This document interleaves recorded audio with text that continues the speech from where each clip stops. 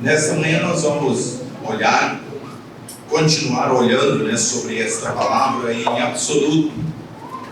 E hoje nós vamos ler 2 Timóteo. 2 Timóteo. Ontem nós lemos 2 Pedro, hoje vamos ler 2 Timóteo, capítulo 3. 2 Timóteo, a carta de Paulo, a segunda carta a Timóteo, capítulo 3. Nós vamos ler versículos 14 até o versículo 17. 2 Timóteo 3, 14 a 17. Paulo fala a Timóteo: tu, porém, permanece naquilo que aprendeste e de que foste inteirado, sabendo de quem o tens aprendido, e que desde a tua meninice sabes as sagradas letras, que podem fazer-te sábio para a salvação, pela fé que há em Cristo Jesus. Toda a Escritura divinamente inspirada é proveitosa para ensinar, para redarguir, para corrigir, para instruir em justiça, para que o homem de Deus seja perfeito e perfeitamente instruído para toda boa obra. Então nós temos aqui o que Paulo escreveu a Timóteo sobre esta palavra, a palavra de Deus em absoluto. Paulo chama a atenção de Timóteo e ele diz: tu, porém. E nós vemos aqui uma individualidade, o Senhor chamando a nossa atenção individual. Tu, porém, é individual. A palavra de Deus nos apresenta sobre a salvação em Cristo Jesus, é individual. Não pregamos uma salvação coletiva. Todo aquele que ouve a palavra de Deus é um salvo. Nós pregamos o que a palavra de Deus nos diz. João 5 nos diz: na verdade, vos digo, que quem ouve a minha palavra e crê naquele que me enviou, tem a vida eterna. Tem a vida eterna. Vamos ver aqueles versículos ali de João. É interessante a leitura, porque a palavra de Deus mesmo fala, não as nossas palavras. Às vezes queremos dar ênfase a um contexto, mas o que a palavra de Deus diz é precioso. João 5, e vamos ler o versículo 24. Diz o Senhor Jesus aqui: na verdade vos digo que quem ouve a minha palavra e crê naquele que me enviou, tem a vida eterna, e não entrará em condenação, mas passou da morte para a vida. Então nós temos aqui uma salvação individual. Cada pessoa que ouve o Evangelho de Cristo e ele reconhece que é um pecador perdido diante de Deus, o seu pecado é contra Deus, está vivendo numa natureza pecaminosa, uma natureza carnal, mas olhando para a pessoa do Senhor Jesus Cristo, ele é aquele que veio ao mundo e não tem pecado, não cometeu pecado. Por isso ele foi lá na cruz e tomou sobre si o nosso pecado e morreu por causa dos nossos pecados, para nos salvar. o sangue dele foi derramado para nos purificar dos nossos pecados. E ao terceiro dia ressuscitou, dando provas da suficiência, da capacidade, da consumação da obra redentora que Cristo fez na cruz. Ele ressuscitou diante dos mortos, a prova de que ele não tem pecados. Por isso, a mensagem do Evangelho mostra para nós o nosso pecado, a nossa condição pecaminosa, a nossa carne contaminada com o pecado. Mas aponta para Jesus Cristo sem pecado, que fez uma obra redentora em nosso lugar.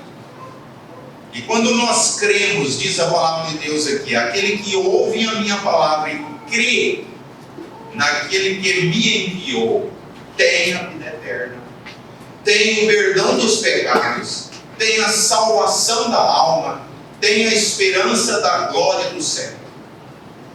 Salvação individual.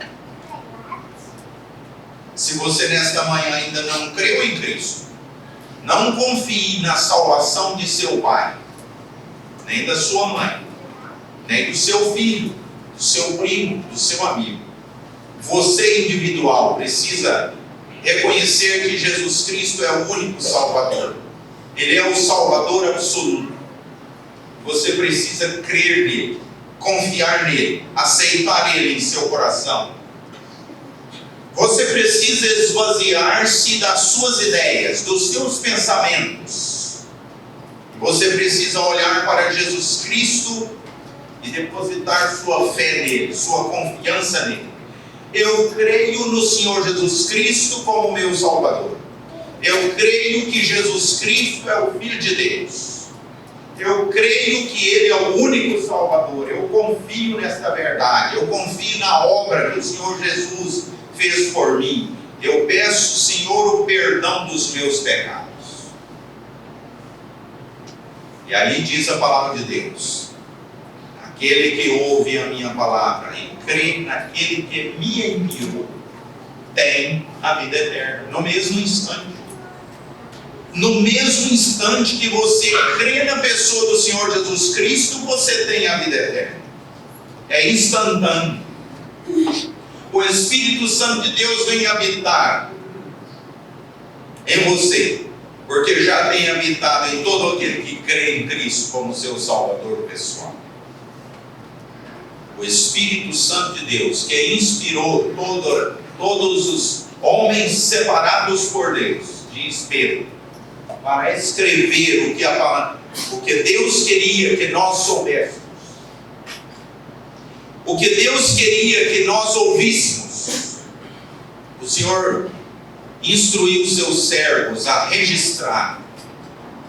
E quando nós pensamos na preservação dessa palavra, há vários anos, quantos mil anos o Senhor tem preservado a sua palavra, dos primeiros que escreveram a sua palavra aqui neste mundo, em vasos de barro, em irmãos em Cristo que esconderam esta palavra escrita, irmãos que levaram esta palavra para outros lugares, outros países, e ali foi preservada esta palavra até hoje.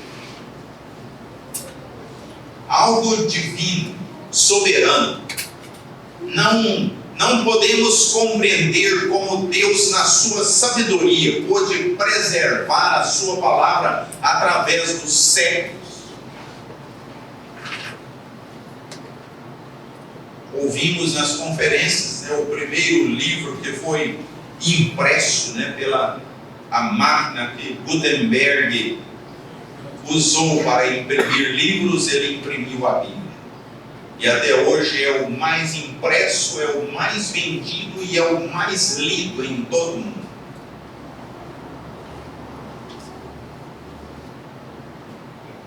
Paulo chama a atenção de Timóteo, então, na individualidade. Tu, porém,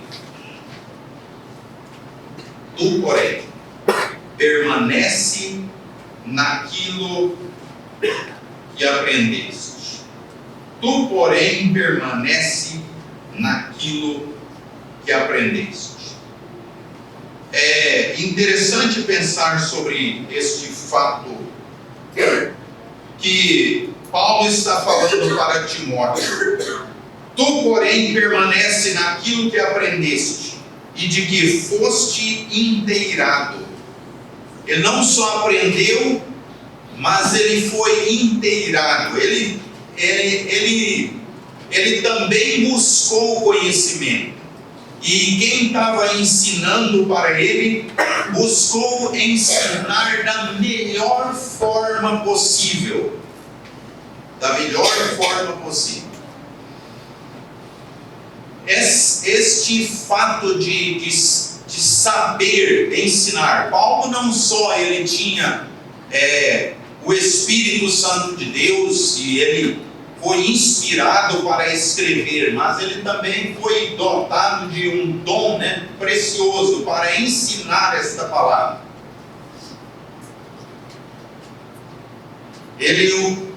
Paulo usou a palavra no seu dom, a palavra pedagogia, ensinar, é a habilidade de ensinar. Não se pode somente querer passar uma matéria, passar algo para o outro, mas é preciso buscar conhecimento e sabedoria daquele assunto para passar da melhor forma possível, para que aquela pessoa que está ouvindo de diversos pensamentos e ideias e a maneira que foi criado em casa, isso muda muito.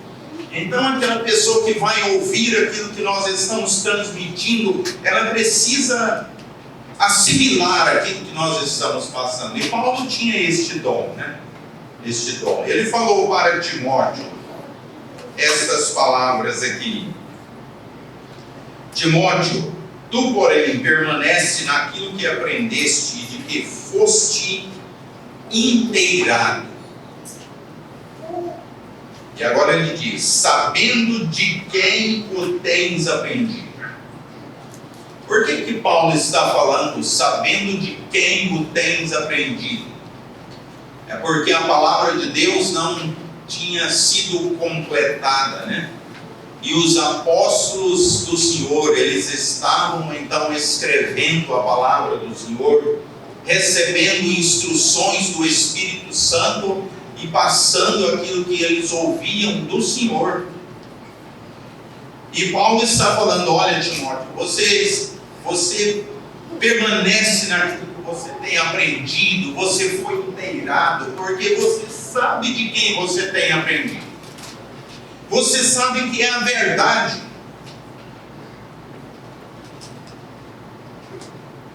A verdade absoluta do Senhor. Permanece naquilo que aprendeste. Interessante pensar nesta palavra de que foste inteirado. Vamos olhar na palavra de Deus o que temos em Lucas. Lucas capítulo 1. Paulo, ele chama Lucas, o médico amado. Este homem, este crente em Cristo, ele buscou conhecimento. Olha o que ele fala aqui no Lucas 1, de 1 a 4. Tendo, pois, muitos empreendido.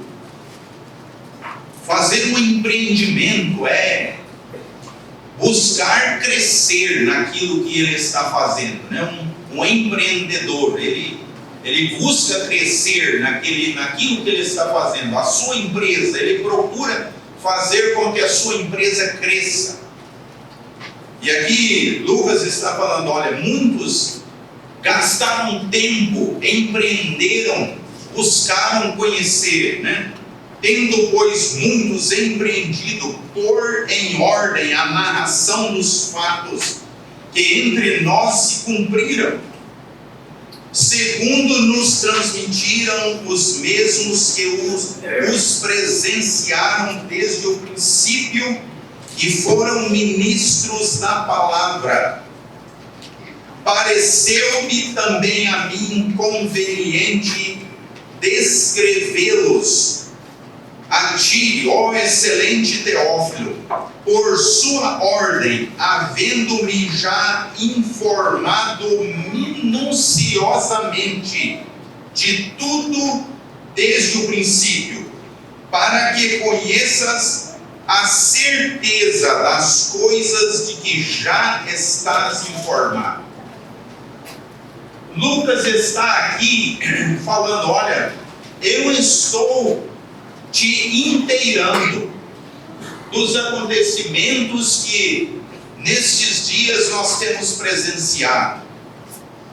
E olha, muitos têm feito isso, mas eu também, ele diz, eu também quis fazer isso.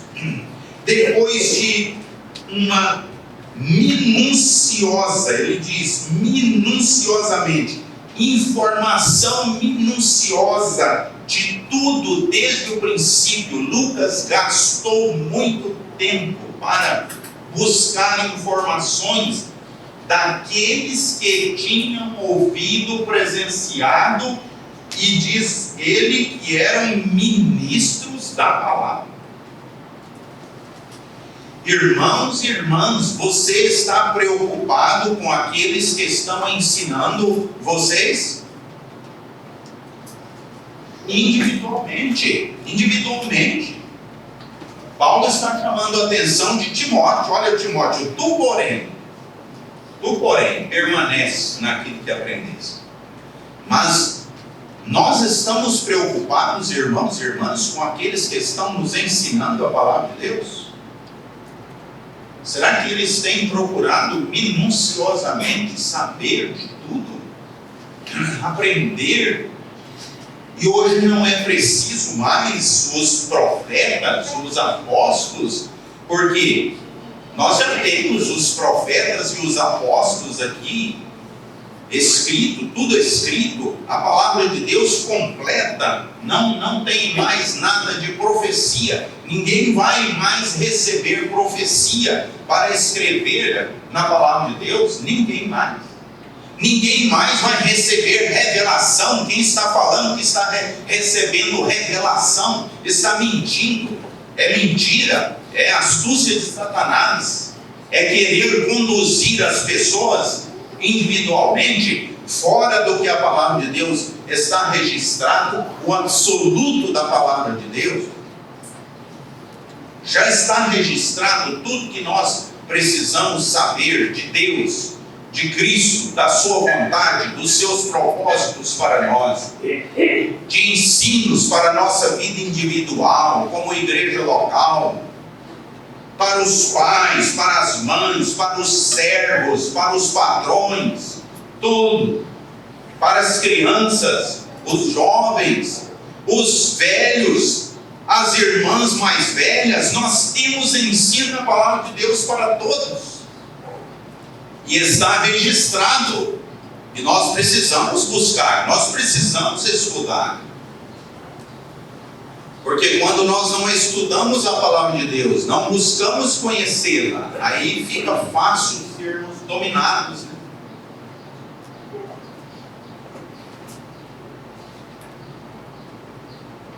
Tu, porém, permanece naquilo que aprendeste. Irmãos, vamos preocupar com este fato. Quem está nos ensinando? Como é a vida dele? O que ele faz? Como que vive? Vive a vida cristã?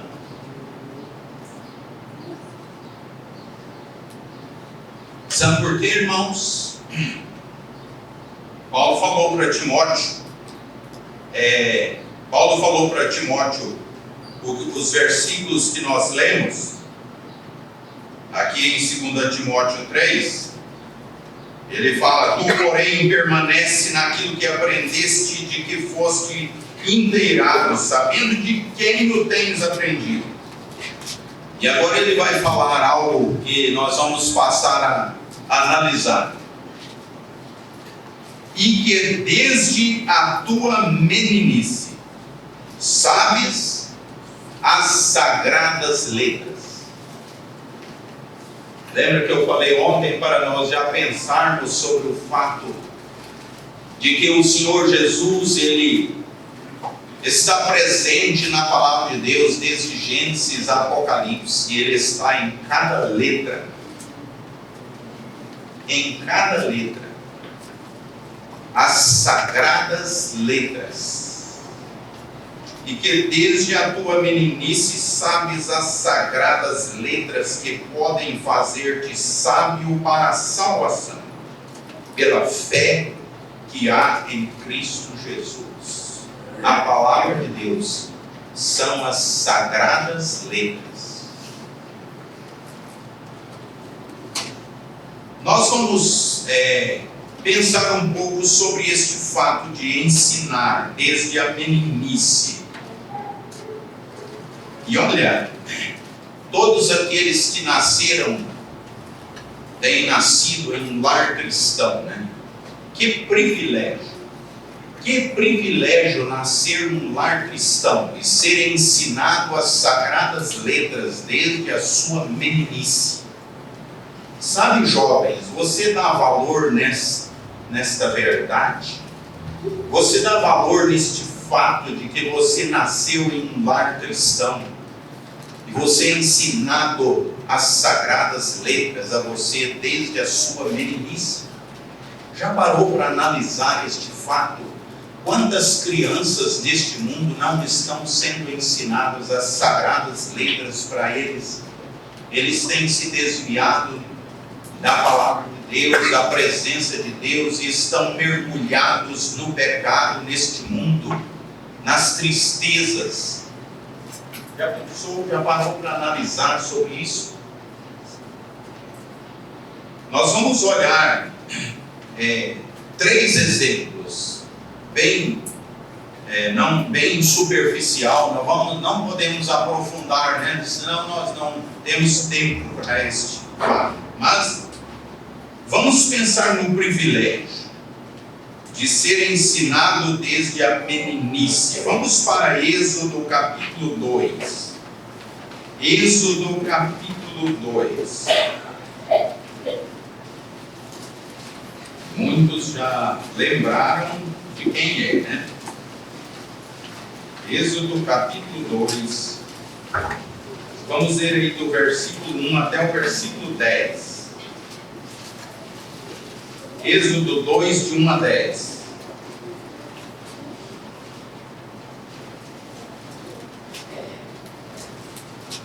Foi-se um varão da casa de Levi e casou com uma filha de Levi. E a mulher concebeu e teve um filho, e vendo que ele era formoso, escondeu-o por 3 meses.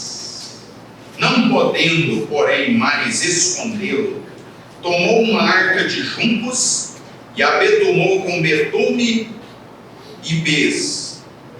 E pondo nela o menino, a pôs nos juncos à borda do rio. E sua irmã postou-se de longe para saber o que lhe havia de acontecer. E a filha de Faraó desceu a lavar-se no rio, e as suas donzelas passeavam pela borda do rio. E ela viu a arca no meio dos juncos, e enviou a sua criada e a tomou. E abrindo-a, viu ao menino, e eis que o menino chorava. E moveu-se de compaixão dele, e disse: dos meninos dos hebreus é este. Então disse sua irmã, a filha de Faraó: irei eu a chamar uma ama das hebreias, que crie este menino para ti? E a filha de Faraó disse-lhe: vai. E foi-se a moça e chamou a mãe do menino. Então lhe disse a filha de Faraó: leva este menino e cria-o, eu te darei teu salário. E a mulher tomou o menino e criou. E sendo o menino já grande, ela o trouxe à filha de Faraó, a qual o adotou, e chamou o seu nome Moisés.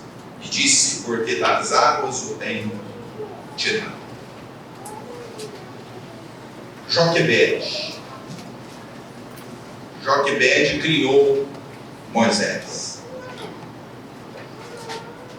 Os meninos eram para ser mortos lá no Egito. Mas Joquebede e Amram viram um menino formoso e eles pensaram: não podemos fazer isso com o nosso filho. E escondeu por 3 meses. Mas não podendo mais esconder por causa do choro, da criança, então resolveram fazer um bercinho de junco, betumaram por dentro e por fora e colocaram o menino dentro e puseram lá no meio dos juncos na beira do rio. E Miriam, a sua irmã mais velha, ficou ali a observar o que ia acontecer de longe. E a filha de Faraó veio ali à beira daquele rio com as suas criadas, com as suas servas, e viu aquele bercinho flutuando ali no meio dos juncos. Mandou sua serva, sua criada ir lá buscar. Buscou, e quando abriu, o menino está chorando. E ela disse: é dos hebreus. E ela moveu de compaixão.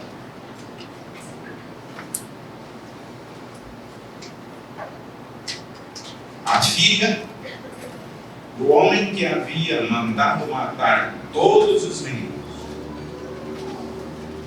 moveu-se de compaixão. E Miriam, na sabedoria divina, falou para ela: quer que eu chame uma alma para criar esse menino para você? Quero, pode buscar. E Miriam buscou a sua própria mãe. E ela diz: olha, você vai criar esse menino para mim e eu vou pagar o salário para você. Mas no tempo determinado, ele é meu. Já pensou? Joquebede criou seu filho, sabendo que um dia iria levá-lo ao palácio. Mas ensinou. Quando nós conhecemos a história de Moisés, nós sabemos que Joquebede ensinou a palavra de Deus para Moisés. Ela não pôde dar um nome para o seu filho.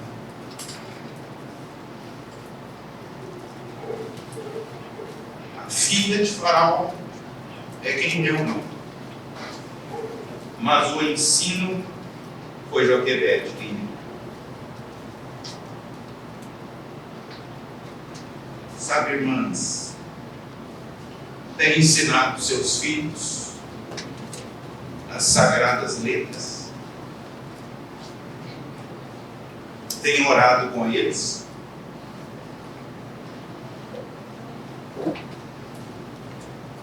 Tem sentado à beira da sua cama? Tem chamado eles para orar juntos?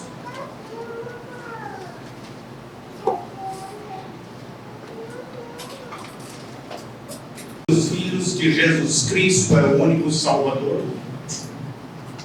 A palavra de Deus é absoluta, embora ouçam lá na escola que não é, mas na sua mente, no seu coração, você já ensinou que a palavra de Deus é absoluta.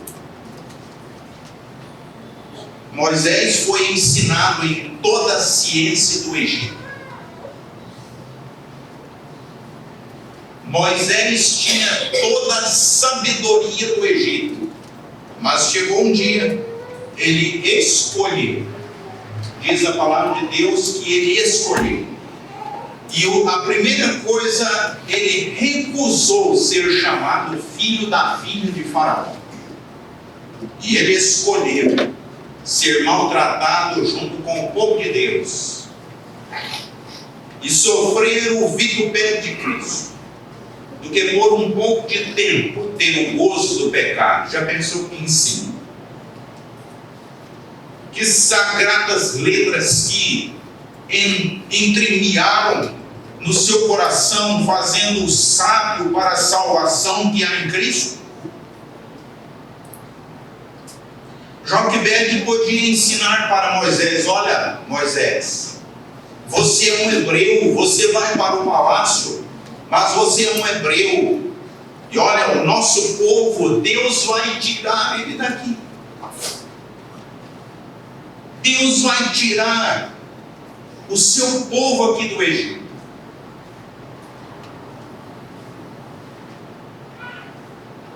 Será que os filhos sabem disso? Que nós estamos vivendo neste mundo de passagem e que um dia todos serão tirados daqui, muitos pela morte. Mas o Senhor Jesus prometeu voltar para buscar os seus redimidos.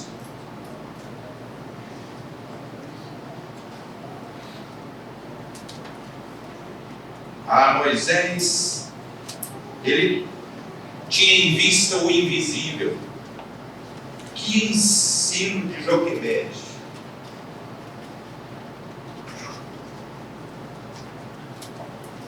Deus não deixou registrado, mas já pensou um livro escrito por Joquebede?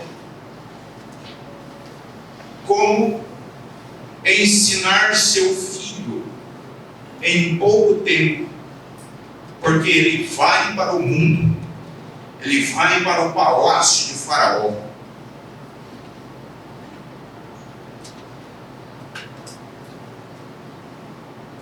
Primeira Samuel 2.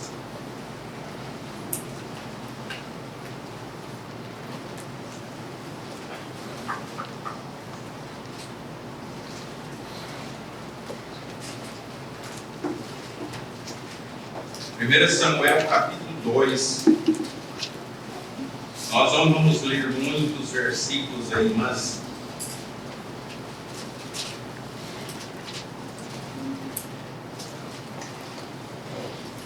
versículo 1 até o versículo 11, o cântico de Ana, né? Então orou Ana e disse: o meu coração exulta ao Senhor, o meu poder está exaltado no Senhor, a minha boca se dilatou sobre os meus inimigos, porquanto me alegro na tua salvação.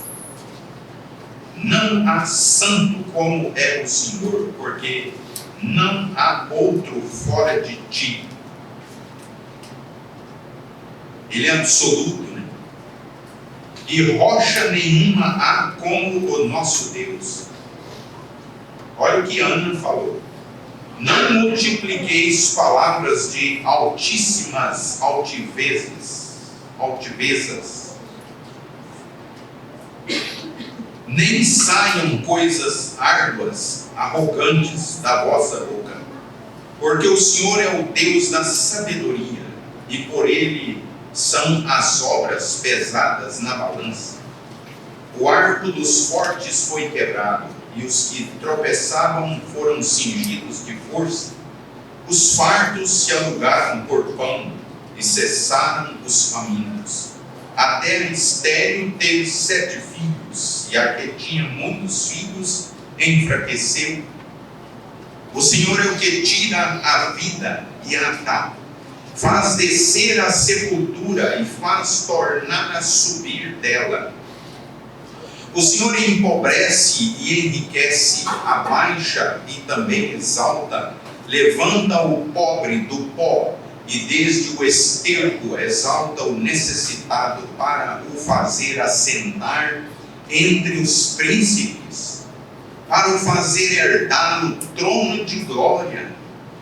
Porque do Senhor são os alicerces da terra, e assentou sobre eles o mundo. Os pés dos seus santos guardará, porém os ímpios ficarão mudos nas trevas, porque o homem não prevalecerá pela força.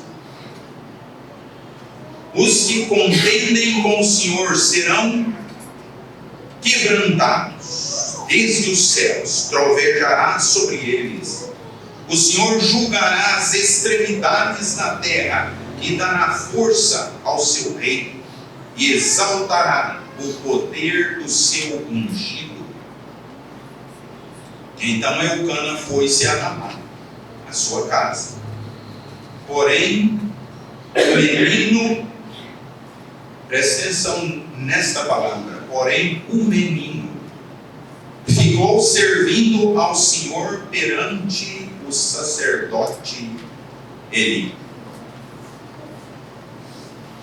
Nós não lemos as palavras de Ana quando orou por este menino. Mas Ana orou ao Senhor e falou: se o Senhor me der um filho varão, eu vou entregá-lo ao Senhor por todos os dias que viver.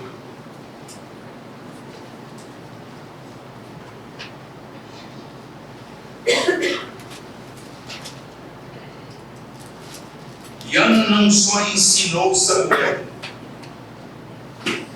mas Ana escreveu, nós lemos aqui como Ana escreveu, ou deixou registrado. O Senhor inspirou Ana para falar essas palavras que são muito preciosas.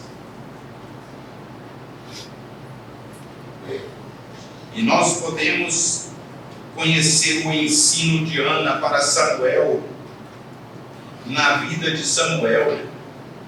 A vida de Samuel foi uma vida entregue totalmente ao Senhor.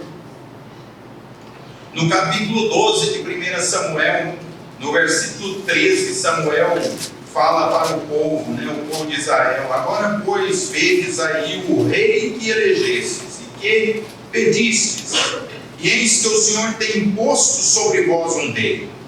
Se temerdes ao Senhor e o servirdes, e derdes ouvidos à sua voz, e não fordes rebeldes ao dito do Senhor, assim vós, como o rei que reina sobre vós, seguireis o Senhor vosso Deus. Mas se não derdes ouvidos à voz do Senhor, mas antes fordes rebeldes ao dito do Senhor, a mão do Senhor será contra vós, como era contra vossos pais. Como-vos também agora aqui, e vede esta grande coisa que o Senhor vai fazer diante dos vossos olhos. Não é hoje a cega dos trigos? Clamarei, pois, ao Senhor, e dará trovões e chuva, e sabereis e vereis que é grande a vossa maldade que tendes feito perante o Senhor, pedindo para vós um rei. Então invocou Samuel ao Senhor, e o Senhor deu trovões e chuva naquele dia, pelo que todo o povo o temeu. Todo o povo temeu em grande maneira ao Senhor e a Samuel. E eles pediram aqui no versículo 19: todo o povo disse a Samuel: roga pelos teus servos ao Senhor teu Deus, para que não venhamos a morrer, porque a todos os nossos pecados temos acrescentado este mal de pedirmos para nós um rei. Samuel julgou o povo de Deus todos os dias da sua vida. O ensino de Ana para Samuel foi: olha, Samuel, eu pedi ao Senhor que o Senhor me desse um filho varão, e eu falei ao Senhor que se Ele me desse, eu iria entregá-lo por todos os dias em que vivesse. Você agora pode escolher. Mas aqui está o ensino da palavra de Deus. E Ana falou aquele cântico. Eu penso que aquele cântico de Ana nunca saiu da mente, do coração de Samuel. E Samuel serviu ao Senhor todos os dias da sua vida.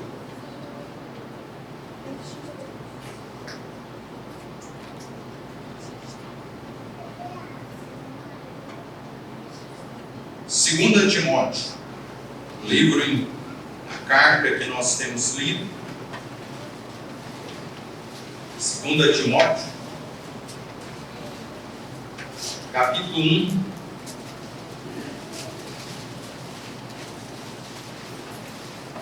Segunda Timóteo, capítulo 1. Vamos ler versículos 3 a 5. Segunda Timóteo 1, 3 a 5.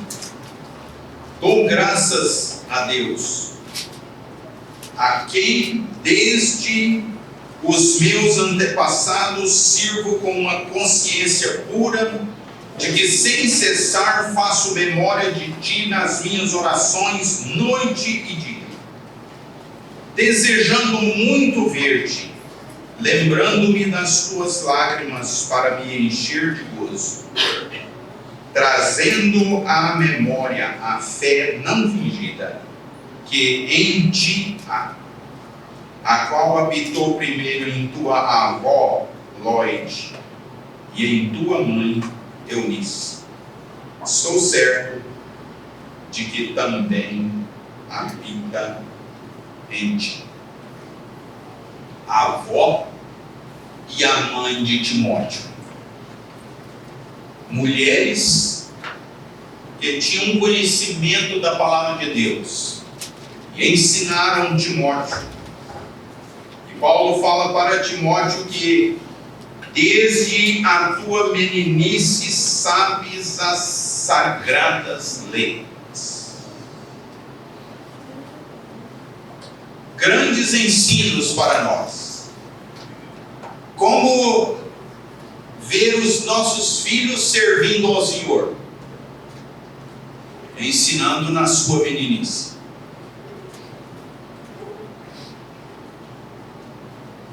E aí, quando eles estiverem mais adultos, eles vão saber escolher. Eles vão ver o invisível. Eles vão ver a necessidade de trabalhar entre o povo de Deus. A grande necessidade de irmãos e irmãs para o trabalho do Senhor. A seara é grande, os ceifeiros são poucos. Estamos rogando ao Senhor da seara para que Ele envie trabalhadores para a sua seara.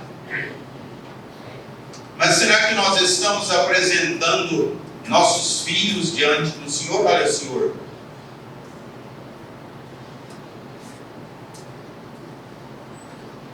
eu sei, irmãos, que chega uma idade que eles têm a sua escolha. Mas enquanto nós podemos, enquanto eles não estão no palácio, enquanto não estão lá no mundo, nas escolas, nas universidades, nós podemos ensiná-los o temor do Senhor, que é o princípio da sabedoria, para que eles saibam escolher. Sagradas letras que podem fazer de sábio para a salvação que há em Cristo Jesus, pela fé que há em Cristo Jesus. Em cada letra das Escrituras falam do Deus único e de Cristo Jesus. Gênesis 1 e 1. Ontem nós lemos que toda a Escritura, divinamente inspirada por Deus, é proveitosa, para nós, para nos ensinar, para nos corrigir. Hoje já lemos novamente sobre este fato, Ela é proveitosa, toda a Escritura, divinamente inspirada, é proveitosa para ensinar, para redarguir, para corrigir, para instruir em justiça, para que o homem de Deus seja perfeito, completo, né? E perfeitamente instruído para toda boa obra. Gênesis 1:1. Lá nas escolas não vão ensinar esta verdade absoluta, irmãos, mas nós precisamos ensinar nossos filhos. No princípio criou Deus os céus e a terra. No princípio criou Deus os céus e a terra. Isso é absoluto. É a palavra de Deus em absoluto. Lá no mundo não vão ensinar isso. Lá no mundo vão ensinar que foi uma explosão, algo que iniciou tudo isso. Existe a mãe natureza e mais muitas outras coisas envolvidas nisso, neste projeto satânico de desviar o mundo, a sua atenção da pessoa de Cristo. Mas no princípio criou Deus os céus e a terra. Nada pode mudar isso. É absoluto. Também no capítulo 1, versículo 26, agora nós vamos ler alguns versículos, né, para nós comprovarmos tudo que nós estamos pensando. Gênesis 1:26. 1:26, 27. E disse Deus: façamos, o Senhor Jesus está aqui,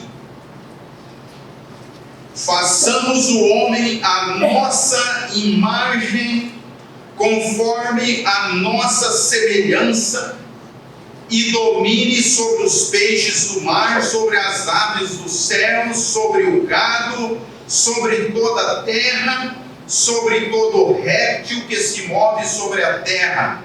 E criou Deus o homem à sua imagem. A imagem de Deus o criou, macho e fêmea os criou. Lá no mundo não vão ensinar isso, mas nós precisamos ensinar nossos filhos. Deus criou, o Deus eterno, o Deus triuno, Ele está num propósito de criar o homem, a sua imagem, a sua semelhança. E Ele criou distintos, né? Macho e fêmea os criou. Nós não vamos entrar nos detalhes, mas o Senhor mandou ser fecundos e multiplicar e encher a terra. É a soberania divina, é a palavra de Deus em absoluto. Deus criou macho e fêmea. Cuidado com o que estão ensinando lá no mundo. Ensinemos nossos filhos o absoluto da palavra de Deus, a imagem e semelhança de Deus. 2 Coríntios, nós temos um versículo aí em 2 Coríntios, chamando a nossa atenção para o absoluto da palavra de Deus. 2 Coríntios 13, no versículo 8. 2 Coríntios 13 e 8. Porque nada podemos contra a verdade, senão pela verdade. Porque nada podemos contra a verdade, senão em favor da verdade, senão pela verdade, ao lado da verdade. E ontem nós lemos de João 17 e 17, o Senhor Jesus Cristo falando ao Pai: santifica-os na verdade. Santificar é separar. Separa-os na verdade. Pai Santo, o Senhor está orando ao Pai: Pai Santo, separa-os, santifica-os na verdade. A tua palavra é a verdade. Irmãos e irmãs, porque nada podemos contra a verdade, senão pela verdade, em favor da verdade, unidos à verdade. Infelizmente, os nossos dias estão como os dias de Pilatos. Pilatos, no julgamento do Senhor Jesus Cristo, o Senhor Jesus falou da verdade para ele. Ele perguntou para o Senhor: o que é a verdade? Existe esta indecisão hoje, porque Satanás ele tem seus planos, e ele está lançando ideias, pensamentos, ensinos errados nas escolas, nas universidades, em lugares onde se falam que prega a palavra de Deus, né? Pessoas que estão fora da vontade de Deus estão aí ensinando coisas erradas. Obra de Satanás, para levar o homem para bem longe de Deus, para não enxergar o plano de Deus em Cristo Jesus para a sua salvação, e passar a sua vida toda envolvida com ensinos falsos, e no fim ir para a perdição eterna. É o desejo de Satanás. Mas quando nós lemos na palavra de Deus, Paulo escrevendo a Timóteo, ele falou que a vontade de Deus é outra, né? A vontade de Deus, a soberana vontade de Deus é que todos os homens se salvem, vindo ao conhecimento da verdade. A palavra de Deus é em absoluto. Quando nós lemos o último versículo de Apocalipse, olha o que nós lemos aí, capítulo 22 de Apocalipse, e o versículo 21. Nós temos aí: a graça de nosso Senhor Jesus Cristo seja com todos vós. Amém. Assim seja, né? A graça de nosso Senhor Jesus Cristo, e Ele veio derramar a sua graça neste mundo. Tito escreveu dessa verdade no capítulo 2, versículo 11, que a graça de Deus se ha manifestado, trazendo salvação a todos os homens. Não existe distinção. Os homens estão pregando a distinção, mas a palavra de Deus não tem distinção. Ele quer que todos os homens, a graça de Deus se ha derramado, trazendo salvação a todos os homens.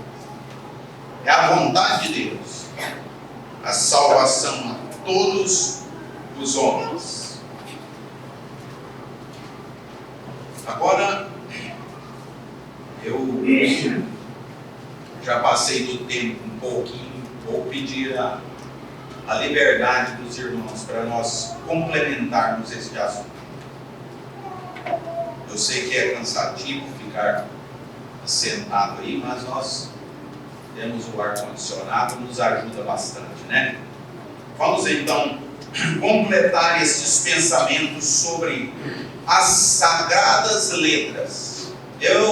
Nesses dias eu tive a curiosidade de olhar sobre estes fatos sobre a letra, né? A letra. Nós temos uma palavra que é derivada do grego, é a palavra caligrafia. Eu não sei se hoje ainda existem os cadernos de caligrafia por aí nas escolas, né? Mas nos tempos nossos, né, quantas vezes nós enchemos cadernos, né, de caligrafia. A palavra caligrafia é derivada da palavra no grego. Nós não sabemos falar no grego, mas a palavra escrita é cali, com K, cali, K-A-L-L-I, caligrafia, G-R-A-P-H-E, acentuado, né? Caligrafia. É a caligrafia. E sabe o que significa caligrafia? Tem muitos professores aqui, eu creio que sabem, né? Caligrafia. A beleza mais escrita. beleza, cali, mais grafia, escrita. A arte da escrita bela. A arte da escrita bela, bem detalhada, né? Temos irmãos aqui que escrevem, né? Quando escrevem, nós ficamos admirados com a letra deles, né? Eu acho muito bonito. Hoje está se perdendo isso, né? Jovens, vamos pensar nisso. Pede alguém que escreve bonito, fazendo um caderno de caligrafia para você repetir, para usar a sua mão. Em muitos lugares são escolhidos nas empresas alguém que escreve bem, né? Então usa isso. A arte da escrita bela. Nós temos outra palavra muito utilizada, né? É a ortografia. Ortografia é a escrita correta. Ortografia, escrita correta. Que também nos nossos dias está sendo abandonado, né? O celular tem tomado conta e a diminuição das palavras, as abreviações têm se perdido. A ortografia, a escrita correta. E sabe, nos dias que o Senhor usou os seus servos para escrever a palavra de Deus, Ele usou pessoas para escrever letra por letra. E quando temos acesso a coisas do passado, nós ficamos admirados com as letras que eles faziam, né? Muito bem detalhadas aquelas letras. Os escribas, vamos para Esdras capítulo 7. Esdras era um escriba, vamos ler de Esdras aí.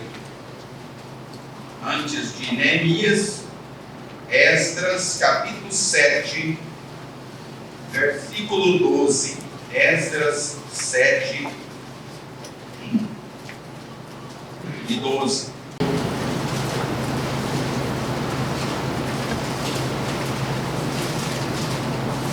Vamos ler antes aí. Vamos ler do versículo 8 em diante. Esdras 7 e 8. E no mês quinto veio ele a Jerusalém, e era o 7º ano deste rei, porque no primeiro dia do primeiro mês foi o princípio da sua subida de Babilônia, e no primeiro dia do 5º mês chegou a Jerusalém, segundo a boa mão do seu Deus sobre ele, porque Esdras tinha preparado o seu coração para buscar a lei do Senhor e para a cumprir, e para ensinar em Israel os seus estatutos e os seus direitos. Esta é, pois, a cópia da carta que o rei Artaxerxes deu ao sacerdote Esdras, o escriba, das palavras dos mandamentos do Senhor e dos seus estatutos sobre Israel. Artaxerxes, rei dos reis, ao sacerdote Esdras, escriba da lei do Deus do céu, paz perfeita, etc. Não temos a carta completa, né? Mas o que o Senhor deixou registrado? O Senhor deixou registrado que Artaxerxes, ele sabia que Esdras era um homem que tinha dedicado o seu coração, preparado o seu coração para buscar ao Senhor, para cumprir a sua palavra, para ensinar a Israel os seus estatutos e os seus direitos, e que ele era o escriba da lei do Deus do céu. É bem provável que Artaxerxes pôde ir lá no que hoje nós temos a palavra escritório, né? As pessoas têm o seu escritório. Sabe que os escribas tinham os seus escritórios, o lugar onde se escrevia. É bem provável que o rei Artaxerxes conhecia Esdras e ele tinha visto Esdras escrever a lei do Senhor. E ele falou, quando ele escreveu esta carta para Esdras: ao sacerdote Esdras, escriba da lei do Deus do céu. Estas palavras são as palavras do Deus do céu. Temos em nossas mãos. Mas um dia alguém escreveu, letra por letra, os escribas. Vamos para Abacuque 2. Livro do profeta Abacuque, antes de Sofonias. Abacuque, capítulo 2, versículos 2 a 4. Então o Senhor me respondeu e disse: escreve a visão e torna bem legível sobre tábuas, para que a possa ler o que correndo passa. Porque a visão é ainda para o tempo determinado, e até o fim falará, e não mentirá. Se tardar, espero, porque certamente virá, não tardará. Eis que a sua alma se incha, não é reta nele, mas o justo pela sua fé viverá. Foram as palavras ditas a Abacuque. Olha, Abacuque, as palavras que eu vou te dizer, você escreve. Escreve em tábuas. Escreve bem legível, para que aquele que passa correndo possa ler. Passa correndo, possa ler. E agora vamos para Gálatas 6. Vai seguindo o raciocínio, irmãos. Não vamos perder o raciocínio, né? Da escrita. Abacuque escreveu em tábuas a profecia futura, para quem passasse correndo pudesse ler. Gálatas 6 e 11. Gálatas 6 e 11. Vede com que grandes letras vos escrevi por minha mão. Paulo está escrevendo essa carta aos Gálatas e eles estão desviando da verdade. E Paulo quis chamar a atenção desses irmãos e ele falou: olha, vede com grandes letras vos escrevi. Bem legível as letras, grandes letras. Apocalipse capítulo 1. Vamos seguindo o raciocínio para nós terminar. Já estamos caminhando para o fim da nossa meditação desta manhã. Apocalipse capítulo 1, versículo 8. Diz o Senhor Jesus Cristo aqui: eu sou o Alfa e o Ômega, o princípio e o fim, diz o Senhor que é, que era e que há de vir, o Todo-Poderoso. Bem diferente de Artaxerxes, né? Ele falou que era rei dos reis, mas ele escreveu para Esdras e falou: olha, Esdras, sacerdote, escriba das palavras do Deus do céu. Ele sabia que tinha um superior. Agora ele está escrevendo este que é superior. Olha, João, escreve aí: eu sou o Alfa e o Ômega, a primeira e a última letra do alfabeto grego,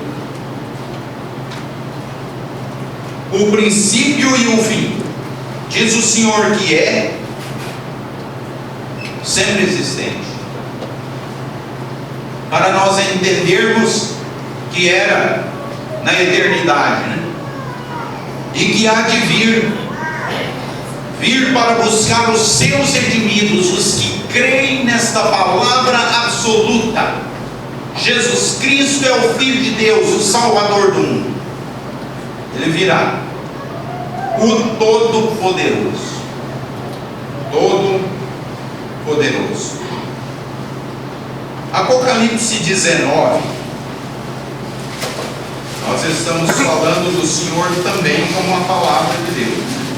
Apocalipse 19, de 11 a 16. Apocalipse 19, 11 a 16. E vi o céu aberto, eis um cavalo branco, e o que estava sentado sobre ele chama-se Fiel e Verdadeiro, que julga e peleja com justiça. E os seus olhos eram como chama de fogo, e sobre a sua cabeça havia muitos diademas, muitas coroas, e tinha um nome escrito que ninguém sabia, senão ele mesmo. E estava vestido de uma veste salpicada de sangue, e o nome pelo qual se chama é a Palavra de Deus. E seguiam-no os exércitos do céu em cavalos brancos, vestidos de linho fino, branco e puro, e da sua boca saiu uma aguda espada, para ferir com ela as nações, e ele as regerá com vara de ferro. E ele mesmo é o que pisa o lagar do vinho do furor e da ira do Deus Todo-Poderoso. E no vestido e na sua coxa tem escrito este nome: Rei dos Reis e Senhor dos Senhores. Rei dos Reis e Senhor dos Senhores.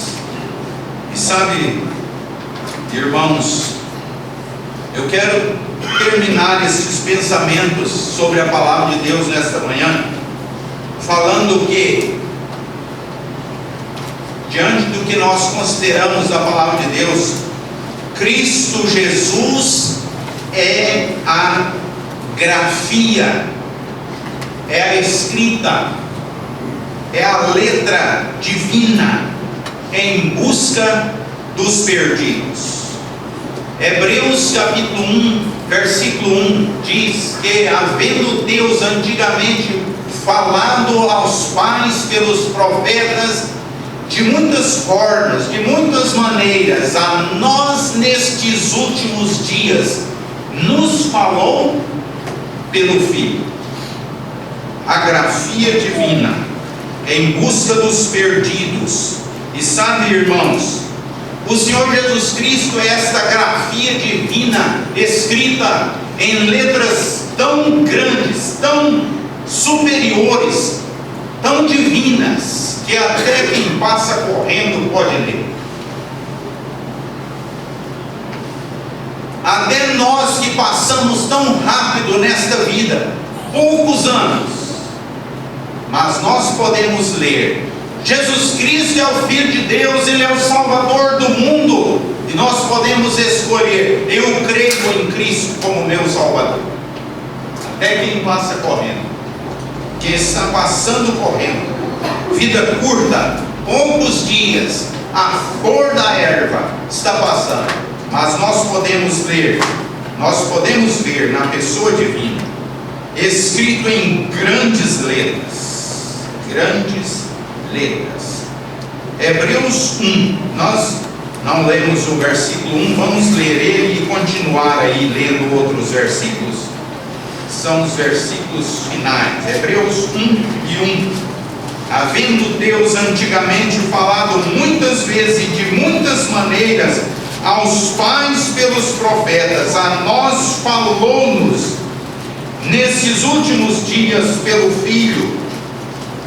Agora, olha aqui quão grandes letras Deus escreveu para nós acerca de seu Filho, esta grafia divina. A nós que tínhamos desviados da verdade, né? Como Paulo escreveu aos Gálatas. Olha o que diz, versículo 2, até o versículo final do versículo 3. Olha as grandes letras.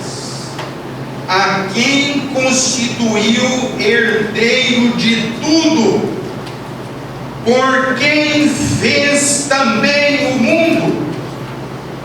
Cristo está em toda letra da palavra de Deus. Por quem fez também o mundo, o qual, sendo o resplendor da sua glória e a expressa imagem da sua pessoa, e sustentando todas as coisas pela palavra do seu poder, havendo feito por si mesmo a purificação dos nossos pecados, assentou-se à destra da majestade nas alturas. Quão grandes letras o Senhor Deus tem escrito para nós acerca de seu Filho. Não vamos ler, mas Lucas 19:10, ele fala o objetivo desta grafia divina ter tomado um corpo neste mundo para apresentar Deus. O Senhor Jesus Cristo falou em Lucas 19:10, porque o Filho do Homem veio buscar e salvar o que se havia perdido. Eu e você. Hoje nós podemos ter sabedoria divina através da palavra de Deus, lida e crida, que é o próprio Senhor Jesus Cristo. Que o Senhor abençoe sua palavra aos nossos corações. Amém.